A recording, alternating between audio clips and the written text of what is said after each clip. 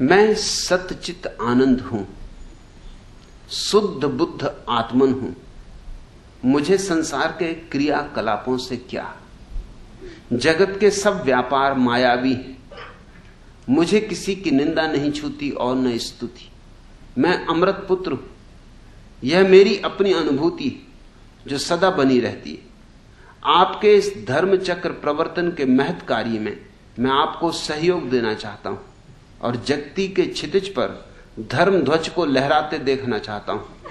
अतः आपसे एकांत में भेंट की आकांक्षा है। पंडित मनसाराम शास्त्री।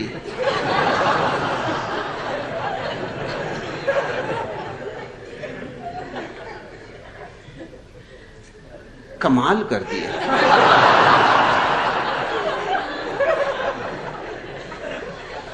अब जब सारा जगत माया ही है तो तुम किस जगती के क्षितिज पर धर्म ध्वज को लहराते हुए देखना चाहते हो?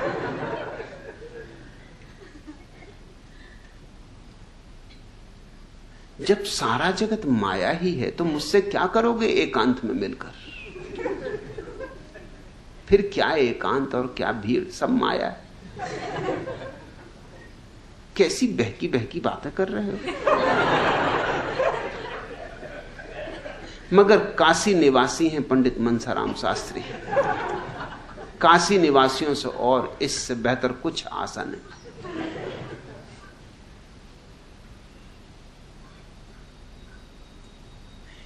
क्या गजब की बातें कहीं पहले, लेकिन पीछे ढोल अपनी पोल खुद ही उखाड़ गए।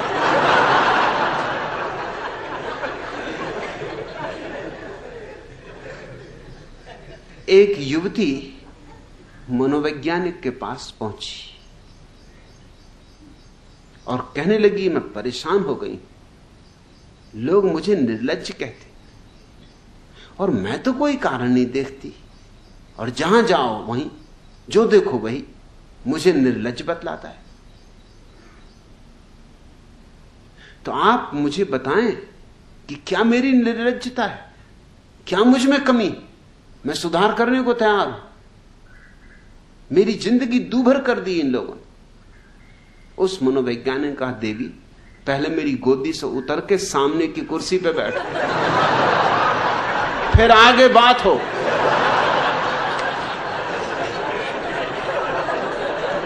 पंडित मनसाराम शास्त्री, थोड़ी तो अकल का उपयोग करो।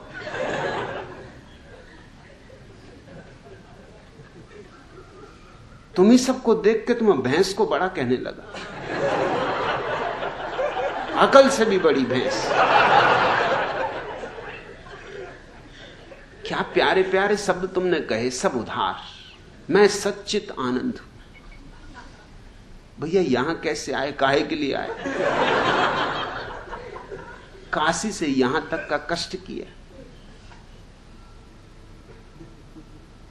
माया में यात्रा करते शर्म नहीं आती?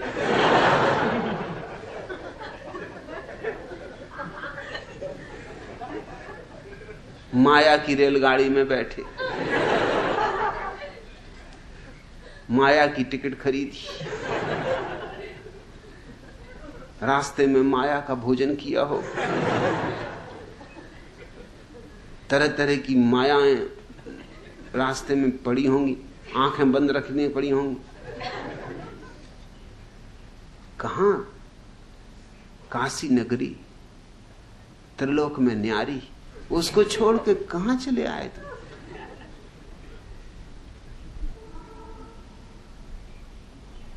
यहां पूना में क्या कर रहे हो?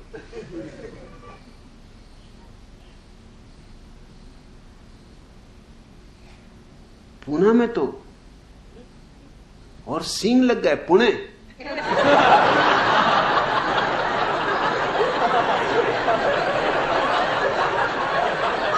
जैसे गधे के सिर पे सींग उगा, इधर को सींग मींग मार दे। सब माया बिखर जाए। ये तुम आए कहां? कहते मैं सच्चित आनंद हूं। अब क्या कमी रही? शुद्ध बुद्ध आत्मन। मुझे संसार के क्रियाकलापों से क्या?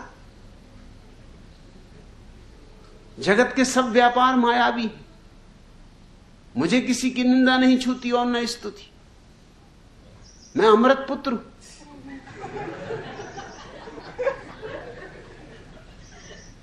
क्या कहूं तुम्हें? पंडित मनसाराम शास्त्री कहूं कि पंडित तोताराम शास्त्री कहूं?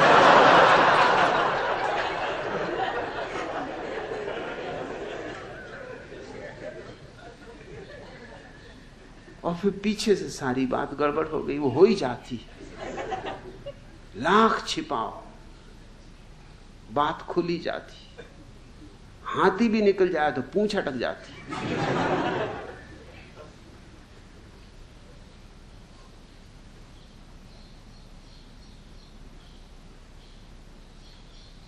एक महिला अपने बीमार पति को देखने अस्पताल गई और उसकी तबीयत का हाल पूछा।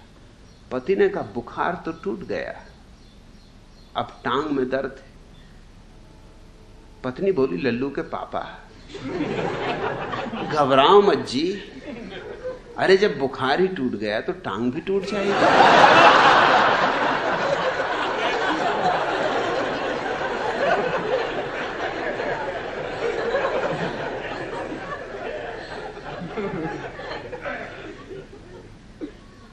एक पंडित ने विवाह किया। ऐसे तो सब माया है, मगर सोचा होगा कि कम से कम माया से इस महिला को मुक्त करे। सो विवाह किया। विवाह के बाद सुहागरात के दिन पंडित तो भरे ही हुआ था। सो चर्चा ही यूं शुरू हुई। बोले अपनी पत्नी से, प्रेम अंधा होता है।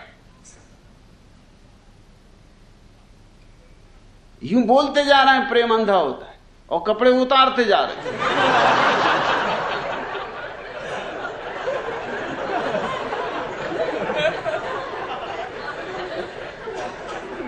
पत्नी ने कहा होता होगा जी, पर पड़ोसी तो अंधे नहीं, पहले खिड़की का पर्दा तो गिरा दो।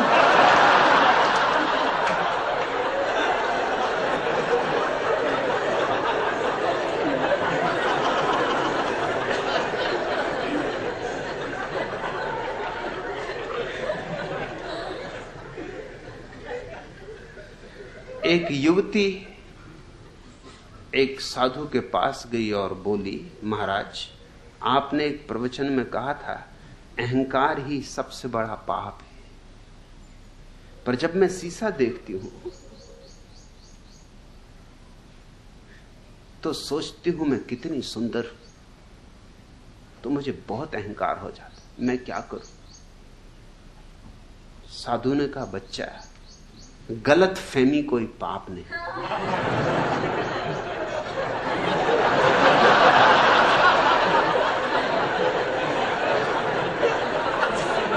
पंडित मनसाराम शास्त्री, हे काशी निवासी तोताराम,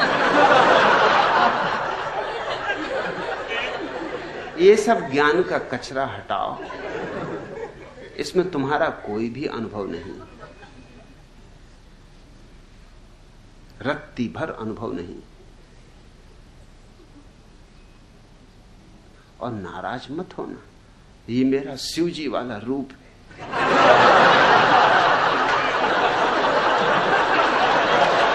ऐसे तोड़ूंगा।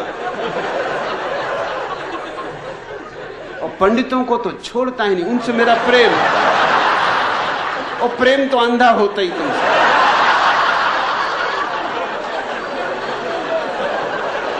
पंडित मेरे हाथ में पड़ जाए तो मैं उसके साथ वही व्यवहार करता हूं जो हीरा जौहरी के हाथ में पड़ जाए, तो उठाई छेनी और लगे। अच्छे आ गए, एकांत में तो देखेंगे पहले, यहां भीड़ में तो देखेंगे। अगर बचे रहे तुम तो एकांत में भी देखेंगे।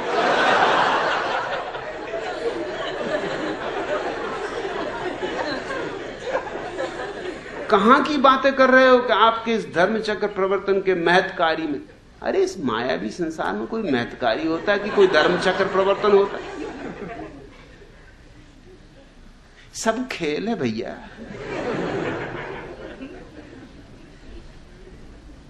मैं कोई धर्मचक्र प्रवर्तन वगैरह नहीं कर रहा, ऐसी झंझटों में कौन पड़े।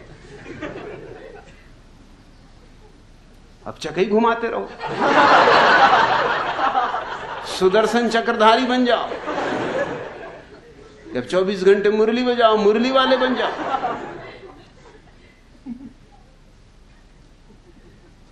सब माया है, इसमें क्या झंझट? किसको छुटकारा दिलवाना, किस चीज से छुटकारा दिलवाना? कुछ बंधन हो तो छुटकारा हो, यहां बंधन ही नहीं। लोग तो मुक्त हैं ही, ये सब मुक्त पुरुष बैठे हुए। तुम किसी से भी पूछने में कोई भी कह देगा मैं सच्चित आनंद शुद्ध बुद्ध आत्मन। यहां मेरे पास बुद्धों की जमात। यहां कभी कभी कोई बुद्धू काशी से आ जाता, बात अलग, मगर वो अपवाद। अन्यथा यहां बुद्ध पुरुष बैठे हुए, देख तो कैसे प्रसन्न हो रहे हैं वो देख के।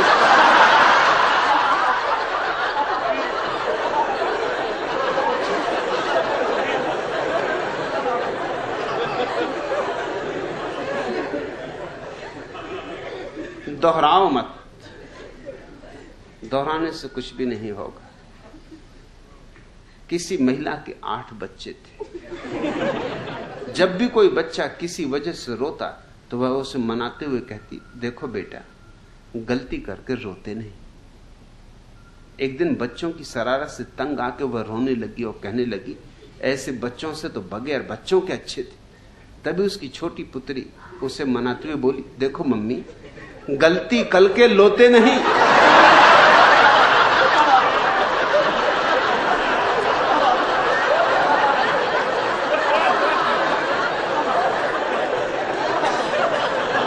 सुनते सुनते बेटी भी सीख गई ज्ञान की बात। अब काशी में तो ये वचन हवा में डोल रहे हैं, जहां जाओ वहीं बच ही नहीं सकते। मैं अमृत पुत्र हूं, न निंदा छूती न स्तुति। तो क्या क्या छूता है तुम? कुछ छूता है कि नहीं?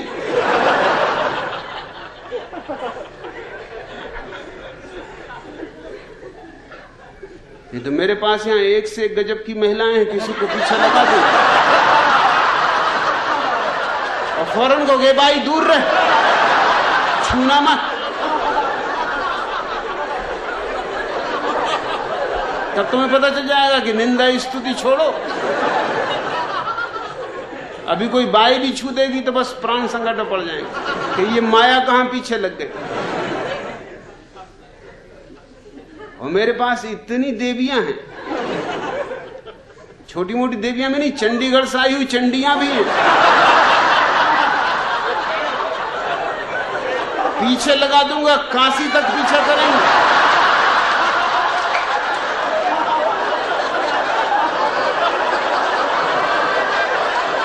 और जब तक पैर छू के न गाओगे श्री गुरुवे नमः, तब तक पीछा नहीं छोड़ेंगे।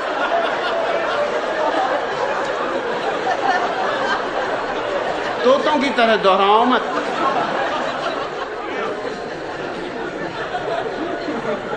आदमी की तरह बातें करो।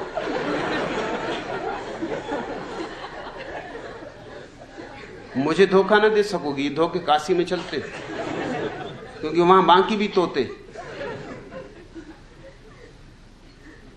प्रेम के बारे में राधा की सी तन्मयता पाकर एक प्रेमिका ने प्रेमी को लिखा, अब दशा वह हो चुकी है कि मुझे हर आदमी में तुम दिखाई देते हो। इसलिए बोराई स्थिति में मुझसे मत पूछो मैं क्या कर रही हूं। विवश होकर मैं किसी और से विवाह कर रही हूं। अब जब सब में कृष्ण ही कृष्ण दिखाई पड़ने लगे, तो अब क्या कृष्ण कन्हैया की रास्ता देखो। ये राधा वगैरह कहती हैं कि हमको सब में कृष्ण दिखाई पड़ते हैं, बात सच नहीं। ये गोपियां कहती थी कि हमको दिखाई पड़ते हैं। जब कृष्ण द्वारका चले गए तो फिर काहे को रुआई धुआई मचाई हुई? तो कोई ग्वालों की कमी थी?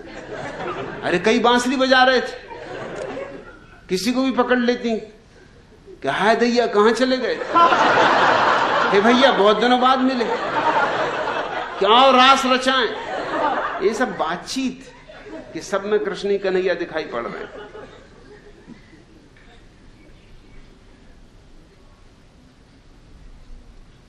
तुम जब तक अपने इस व्यर्थ के ज्ञान से मुक्त ना होगे तब तक सार्थक दिशा में कोई यात्रा नहीं हो सकती। इस जीवन में अज्ञान नहीं भटकाता लोगों को, मेरे देखे ज्ञान भटकाता है।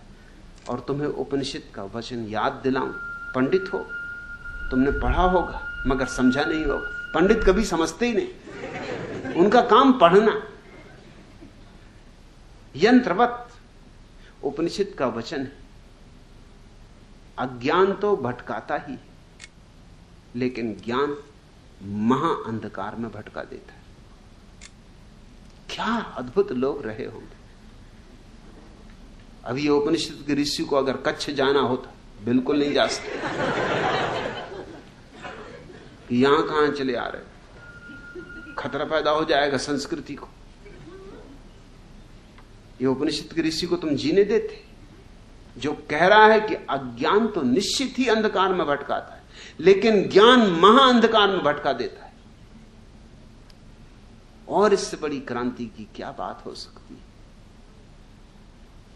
क्यों अज्ञान से भी ज्यादा बड़ी भटकन ज्ञान से पैदा हो जाती? अज्ञानी को कम से कम इतना बोध तो होता है कि मैं अज्ञानी, तो एक विनम्रता होती, एक सरलता होती, एक सहजता होती। अज्ञानी में एक भलापन होता है, निर्मलता होती, अकड़ नहीं होती। वो कहता है मैं जानते नहीं कुछ, तो अकड़ों भी क्या, ज्ञान अकड़ लाता है। और थोथी अकड़, क्योंकि तुमने सीख लिया है, शास्त्र कंठस्थ कर लिए, अब उनको दोहरा रहे हो। एक पंडित एक तोता खरीदने गए, क्योंकि उनके विरोधी पंडित ने अपने घर के सामने एक तोता लटका रखा था जो गायत्री का मंत्र बोलता था। उससे उनकी प्रतिष्ठा को धक्का लग रहा था। उनके ग्राहक छिने जा रहे थे। ग्राहक कहते थे महाराज तुम्हें क्या पता? अरे वहां देखो, वह है महापंडित, उसके तोते भी गायत्री बोलते। सो वो भी बेचारे गए तोते की दुकान पे, भैया कोई तोता दो, कुछ ऐसा तोता दो कि गायत्री को भी मात कर दे। उसने कहा है एक तोता मेरे पास, और ऐसा तोता कि हिंदू को भी फांसे, मुसलमान को भी फांसे। अरे ऐसे गजब का तोता, बिल्कुल गांधीवादी तोता। अल्लाह ईश्वर तेरे नाम, सबको सन्मति दे भगवान। आधुनिक तोता, ये कहां गायत्री मंत्र लगा रखा है? कहा दिखाओ कहां है तुम्हारा तोता। ले गया उसे अंदर। तोता बिल्कुल बैठा हुआ था, खादी के कपड़े पहने हुए, गांधीवादी टोपी लगाए हुए, पास ही एक छोटा सा चरखा रखा था। पंडित ने भी कहा कि श्री गुरु भे नमः। ये गजब का तोता, एकदम शुद्ध खादी पहने, सामने रखा हुआ है चरखा। इसके संबंध में कुछ और समझाओ। उस दुकानदार ने कहा इसके पैर में देखते आप, बाएं पैर में एक धागा बंधा है, इसको खींच दो। एकदम उपनिषद के सूत्रों पर सूत्र बोलने लगता है। और इसके दूसरे पैर में देख रहे हो, दूसरा धागा बंधा हुआ है, किसी को दिखाई भी नहीं पड़ेगा, बिल्कुल महीन धागा। अगर उसको खींच दो, एकदम कुरान की आयतें बोलता है।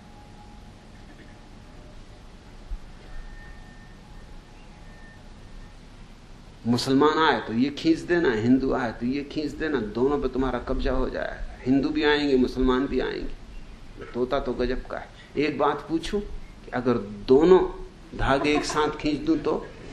तोता बोला उल्लू के पट्टे, अगर दोनों धागे एक साथ खींचोगे तो धड़ाम से नीचे ना गिर पड़ूंगा। तोतों में भी थोड़ी ज्यादा अकल है। तुम भी क्या बात कर रहे हो? यहां कोई धर्म चक्र प्रवर्तन वगैरह नहीं हो रहा है। यहां तो मौज है, मस्ती है, ये तो मैखाना है, मधुशाला है। यहां तो पियकड़ों की जमात है, ये रिंद बैठे। यहां तो अदृश्य शराब पी जा रही, पिलाई जा रही। अगर पीना हो तो पियो, और अगर हिम्मत हो तो ही पी पाओगे, क्योंकि यहां किसी परंपरा की बात नहीं हो रही, यहां शुद्ध सत्य की बात हो रही। यहां किसी परंपरा का पोषण नहीं है, क्योंकि मैं मानता ही नहीं कि परंपरा और सत्य का कभी कोई संबंध होता है। सत्य तो सदा नूतन होता है, नित्य नूतन होता है, जैसे सुबह की ओस के कण इतना ताजा होता है। ये तुम बकवास छोड़ दो कि मैं सच्चित आनंद हूं, शुद्ध बुद्ध आत्मन हूं, मुझे संसार के क्रियाकलापों से क्या। अभी बहुत तुम्हें संसार के क्रियाकलापों से मतलब, अभी तुम जगती के क्षितिज पर धर्म ध्वज को लहराते देखना चाहते। अभी झंडा ऊंचा रहे हमारा, तुम्हारी बुद्धि वहीं अटकी। और झंडा वंडा किसको ऊंचा करना, डंडा ऊंचा करना रहता लोगों का। झंडा तो बहाना है। पहले तो तुम ये कचरा छोड़ो। अगर मेरे पास आना है तो ये कचरे को छोड़ के आओ, अज्ञानी होके आओ, मेरे द्वार खुले। ज्ञानी होके आओ, बिल्कुल द्वार बंद। मैंने द्वार पर इस पूरे आश्रम में एक ही आदमी को संत कहता हूं, उसको द्वार भी बिठा रखा। यहां 5000 पियकड़ों में एक ही संत है, उनको बाहर बिठा रखा। तुम पूछोगे क्यों? क्योंकि वो बिल्कुल अंट संत है, और अंट संत दूसरे अंट संतों को फौरन पहचान लेता। तरबूजा तरबूजे को पहचान लेता। तो उनको मैं कहता हूं संत महाराज, उनको द्वार पे बिठा रखा। वहीं देख लेते हैं कि आ रहा अंट संत, वहीं से विदा कर देते। उनने तुम्हें कैसे घुसाने दिया, यही आश्चर्य। कभी कभी भांग वगैरह पी जाते हैं। अब संत ही हैं तो संतों का क्या, संत और भांग ना पिए। भांग वगैरह पी गए दिखता हो कि तुम भीतर घुसाए, नहीं तो वो पहले तुम्हें वहीं से विदा कर देते। ज्ञानियों के लिए दरवाजा बंद है, अज्ञानियों के लिए द्वार खुला है। मेरा हृदय खुला है, क्योंकि अज्ञानियों को बदला जा सकता है। ज्ञानियों के साथ तो फिजूल मेहनत होती है। पश्चिम का बहुत बड़ा संगीतज्ञ वेजनर जब भी किसी को शिष्य की तरह स्वीकार करता था तो कहता था, पहले कहीं संगीत तो नहीं सीखा, अगर संगीत सीखा हो तो रास्ता लगो, बाहर निकलो, और अगर जिद करोगे तो दुगनी फीस लूंगा। जिसने संगीत नहीं सीखा उसको मैं सिखाता हूं। स्वभावतः जो लोग संगीत सीखे होते वो कहते ये तो उल्टी बात कर रहे हैं आप, हमने वर्षों मेहनत करके सीखा है, हमसे तो कम फीस लेनी चाहिए। वो कहता पहले बुलाना भी तो पड़ेगा, वो मेहनत कौन करेगा। पंडित मनसाराम शास्त्री, पहले तो तुम्हारा शास्त्रीपन मिटाना पड़ेगा, पंडितपन मिटाना पड़ेगा, तब कहीं जाके कुछ बात बन सकती। अभी तुम धर्म ध्वज वगैरह न फहराओ, अभी तो तुम्हारे जीवन में दिया जल जाए यही काफी।